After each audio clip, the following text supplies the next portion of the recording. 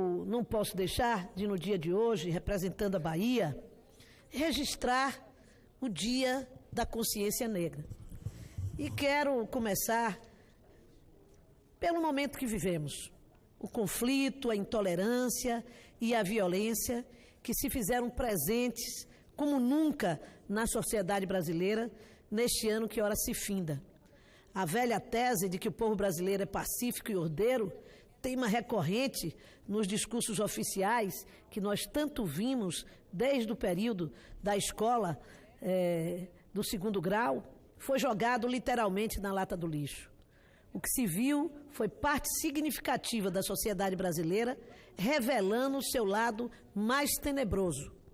As redes sociais foram o espaço onde estas tensões e conflitos se protagonizaram.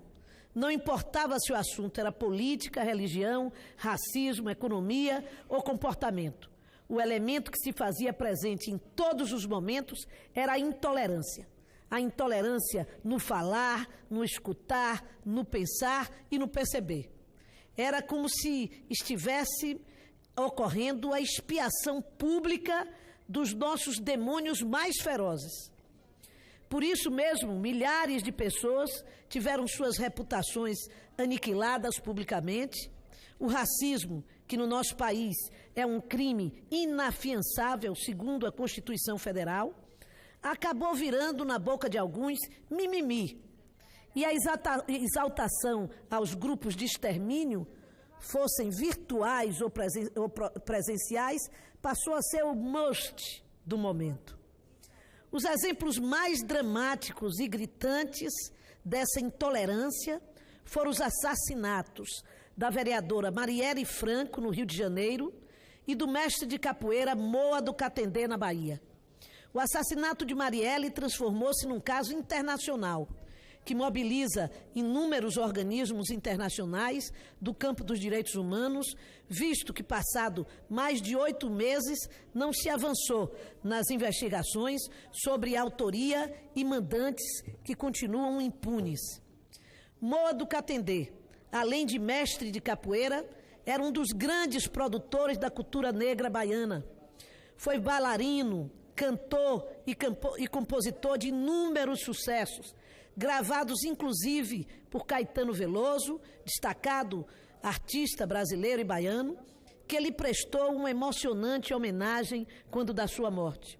Foi também criador do afoxé Badauê, que na década de 80 chegou a desfilar com mais de 10 mil associados no Carnaval da Bahia, no Carnaval de Salvador, e que é um marco da nossa cultura carnavalesca no nosso estado e da resistência cultural dos negros em nosso estado. Peço a Vossa Excelência que me permita terminar o meu pronunciamento. Foi assassinado de maneira covarde, pelas costas, por um dos adeptos da campanha do atual presidente da República eleito.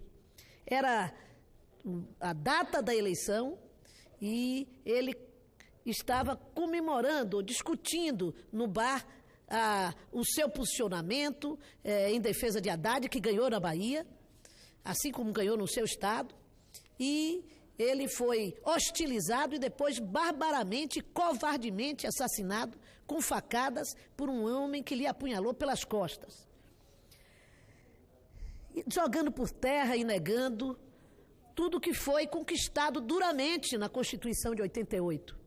Democracia, respeito à diversidade, aos direitos humanos e à liberdade de expressão. Apesar dessa catarse coletiva que ainda estamos vivendo, parcela significativa da sociedade brasileira tem resistido bravamente a embarcar nesse trem dos horrores. E, nesse sentido, tem lutado de forma firme e corajosa contra esse verdadeiro culto à barbárie que se está espalhando o país afora. São homens e mulheres, negros e brancos, pobres e ricos, nordestinos e sulistas, que acreditam firmemente de que a liberdade, a igualdade e a fraternidade são bens universais e que devem ser cultivados e assegurados também no Brasil. Por isso mesmo vale a pena lembrar que nesse mês de novembro de 2018, novembro negro para 54% da população brasileira, assim que definimos, Também estamos celebrando os 220 anos da Revolta dos Búzios, movimento libertário que em 1798 tentou colocar a Bahia na agenda civilizatória do mundo ocidental. Também conhecida como a Conspiração Baiana, a Revolta dos Alfaiates ou Conjuração Baiana. Foi um movimento inspirado nos ideais da Revolução Francesa e no exemplo vitorioso da revolta do Haiti, que os negros escravizados daquela colônia francesa fizeram por sua independência. Além disso, também teve inspiração na Inconfidência Mineira de 1789 e tinha como seus principais objetivos a abolição da escravatura, a independência de Portugal e a criação da República, além da adoção de salários iguais para todos os trabalhadores de então. Olha que movimento progressista naquele período tão avançado era organizado pelos negros da minha terra. Essa tentativa foi dura e cruel e custou caro para muita gente, particularmente aos escravizados e suas 4 maiores lideranças, que eram negros e estavam à frente desse movimento. Manuel Faustino, Lucas Dantas, João de Deus e Luiz Gonzaga das Virgens, que hoje estão com seus nomes inscritos no livro dos Heróis da Pátria, segundo a Lei 12.391, de 4 de março de 2011, sancionada pela presidente Dilma Rousseff.